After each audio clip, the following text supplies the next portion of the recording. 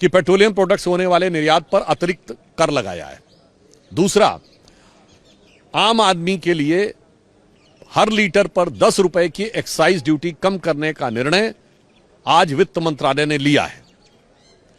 निश्चित रूप से प्रधानमंत्री श्री नरेंद्र मोदी जी के निर्देशन में वित्त मंत्री श्रीमती निर्मला सीतारमण के मंत्रालय के द्वारा लिया गया निर्णय दर्शाता है कि हमारी सरकार जन जन के प्रति कितनी संवेदनशील है और इस अत्यंत विपरीत परिस्थितियों में, जहां दक्षिण एशिया, दक्षिणी पूर्व एशिया के देशों में 30% से 50% तक मूल्य वृद्धि हो रही है, अमेरिका में 20%, 30% और यूरोप में 20% और अफ्रीकी देशों में 50% की वृद्धि हुई है।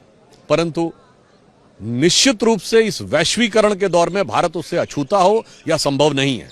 परंतु प्रधानमंत्री श्री नरेंद्र मोदी जी के नेतृत्व में हमारी सरकार ने अत्यंत सतर्कता, सजगता और संवेदनशीलता के साथ यह निर्णय लिया है कि आम जन पर इसका भार न पड़े, इसलिए दो महत्वपूर्ण निर्णय लिए हैं। प्रथम, कि पेट्रोलियम प्रोडक्ट्स होने वाले निर्यात पर अतिरिक्त कर लगाया है। दूसरा, आम आदमी के लिए हर लीटर पर 10 रुपए की एक्साइज ड्यूटी कम करने का निर्णय आज वित्त मंत्रालय ने लिया है। निश्चित रूप से प्रधानमंत्री श्री नरेंद्र मोदी जी के निर्देशन में वित्त मंत्री श्रीमती निर्मला सीतारमण के मंत्रालय के द्वारा लिया गया निर्णय दर्शाता है कि हमारी सरकार जन जन के प्रति कितनी संवेदनशील है और इस अत्यंत विपरीत परिस्थितियों में भी भारत के जन सामान्य के हितों को सुरक्षित रखने के लिए व्यवस्थित और संवेदनशील रूप से कार्य कर रही है।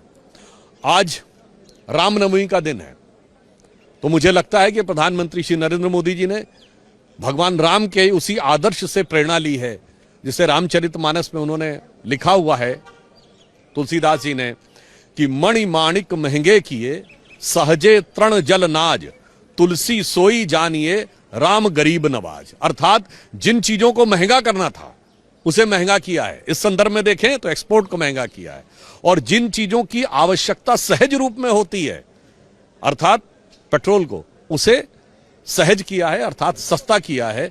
और यह आदर्श भी हमें भगवान राम से मिलता है। तो मुझे लगता है रामनवमी के दिन यह पुनः यह भी स्मरण दिलाता है कि हम उन मूल्यों से प्रेरित होकर जनता के हित में सतत संकल्पशील हैं और प्रतिबद्ध हैं। मुझे लगता है कि इस विषय में कांग्रेस पार्टी से पूछना चाहिए, क्योंकि विपक्ष को यह भी ध्यान रखना चाहिए वो सिर्फ विपक्ष में नहीं है, अनेक राज्यों में वो सत्ता में है, और कांग्रेस पार्टी 3 राज्यों में पूर्ण बहुमत के साथ सत्ता में है, कर्नाटक, तेलंगाना और हिमाचल।